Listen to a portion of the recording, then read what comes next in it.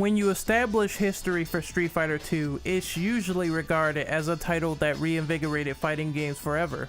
It can't be denied that Street Fighter II popularized the genre so much that it paved the way for other developers to create their own unique 2D fighters on their own. The series progressed with considerable ups and downs just like any other franchise. Certain titles remain underappreciated sales-wise like Third Strike, and newer titles implemented accessible features that oiled the machine for better or worse.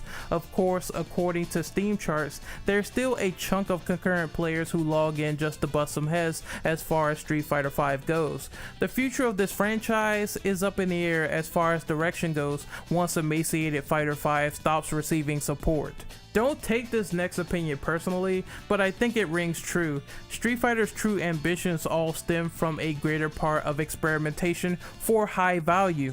No, we're not talking about that failed T-virus zombie of an experiment. I'm speaking solely from the perspective of Capcom having this overbearing demand for Street Fighter to sell while doing very stupid things like rushing Street Fighter V out of the door for the competitive market.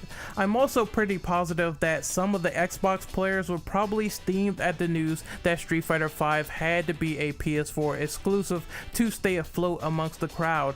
So personally, what can I suggest to solve this mess before Hell on Earth breaks out of containment yet again? Topic 1. Old habits, new values. It's easy to admit that consumer trust was lost with Street Fighter V, but there are positives to be had with that title. Street Fighter does something that Mortal Kombat doesn't, and that's having a consistency with the moveset that you mastered 20 years ago once you hit the lab. That is a good element to keep around for the next possible iteration. Some habits need to die. They need to die hard, and they need to die fast. Welcome to the party, pal! Namely, the same particular grind with fight money needs to be reworked to give you a greater reward for these match types to gain unlockables. If I had it my way, I would give you as much content as imaginable already on the disc, with a few unlockable characters that you need to play the game to earn via certain stipulations. Beating the game, playing the story mode, gaining stages from playing story mode, playing on higher difficulties, etc. If they had no other alternatives with post-game content, then for fuck's sake, man, limit it to characters only if you need to buy them, not stages, not goddamn recolors or rare costume pieces. The latter is a problem that many people had by not getting all the costume pieces with challenges in Street Fighter V. At least have them in more of a rotation just in case you missed it. Challenge mode should stay though. It was a welcome addition to the 5th mainline entry that kept you playing for more bonuses. Outside of needing a story mode that's on the freaking CD at launch, I do think that the core fighting for Street Fighter is okay for the most part, with the exception of wanting some minor adjustments. The idea of blocking in the air blocking, it really should return from the Alpha franchise. Parry should be reworked to be more accessible via V reversals. Hitboxes need to be reworked since you can somehow hit someone way beyond your range in Street Fighter V. Recovery and knockdown options should return. V trigger should return. The option to pick between 3 different super moves and 2 V triggers should be an option. Mapping this to a custom-ism would be handy, and for the love of God, give everyone universal moves like overheads. As a net player in Street Fighter V, you knew I was gonna bitch about this one. Topic number 2, establishing a sense of direction. The goal for the next Street Fighter in terms of modes should correlate to a game that's easy to pick up but hard to master. So the inclusion of detailed training modes and learning each character efficiently should be taught to new players instead of thrusting them in like a cheap Tinder whore, trying to get people to do non-viable combos and challenges that really won't serve any purpose to help them in an online battle. Holy shit, this is one thing that Mortal Kombat 11 actually excels at, giving you universal meta and in-depth training mode to apply your skills for better use even when you don't understand how fighting games work. Other modes that can be possibly put into the future Street Fighter games: What about adding that world tour mode from the alpha games, as fights gave you RPG-like elements to upgrade your character exclusively in that mode? Alpha 3 Max on the PSP had a lot of stuff behind it that can work as good gimmick moves for a new Street Fighter game and leave you playing for longer than intended.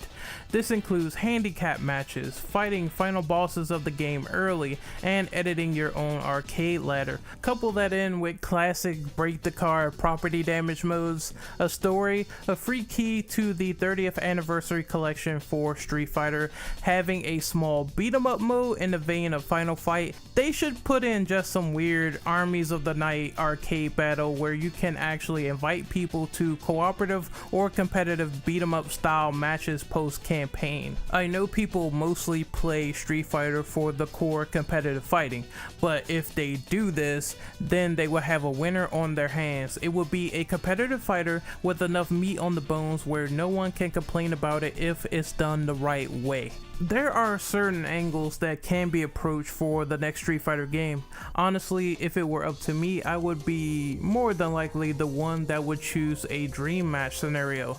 I know it's easy to say that they could give another crossover game a shot since Hideaki Itsuno is interested in Capcom vs SNK 3, but I think it would be incredible if he was at the helm of a dream match variant game. Sure, a dream match would mean it could create a non-canon story, although it would give you all the Street Fighter and Final Fight characters together under one roster. KOF had a dream match title, Tekken had one, why not Street Fighter? I would personally love to see everyone come together under one big roof and create the biggest roster in the series to date.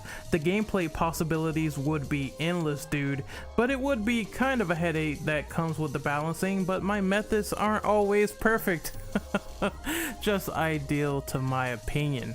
If push comes to shove, we would have another by the numbers sequel that could answer some unanswered questions with the character arcs in a post Third Strike world, since Capcom has that syndrome of constantly reverting back in the timeline with the Street Fighter and DMC prequels. I would like to see the big bad rise up with some unexpected twists that could carry over from previous entries. They really cannot oust away older characters due to what happened with Street Fighter 3. A lot of people who played Street Fighter 3, they complained about the main roster, so they actually thought about doing away with all of the older generation characters, and then they saw the backlash. It was so much backlash that they had to put in like Ken and Ryu in order to compensate, to have some sort of semblance to what Street Fighter was known for with the character roster.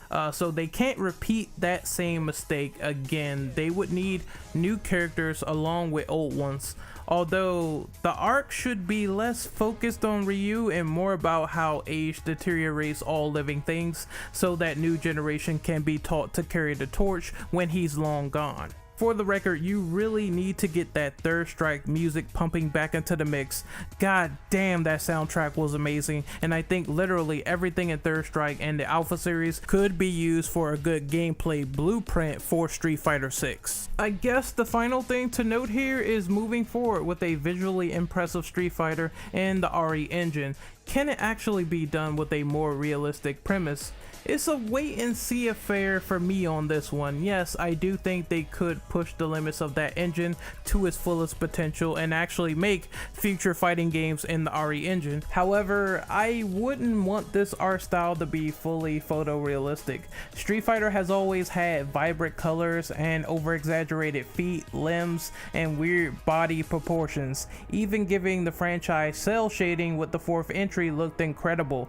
Capcom should just scan in the face to make them look realistic in the face, but the models need to have this cartoony, cel shaded look to them to keep the art style really consistent and wacky with Street Fighter itself. If all else fails, then maybe take a tip from Harada's book on this one. When they introduced Akuma in Tekken 7, I thought he looked pretty damn good for his appearance, and I think that could be totally passable for a Street Fighter game if they kept the look of that art style.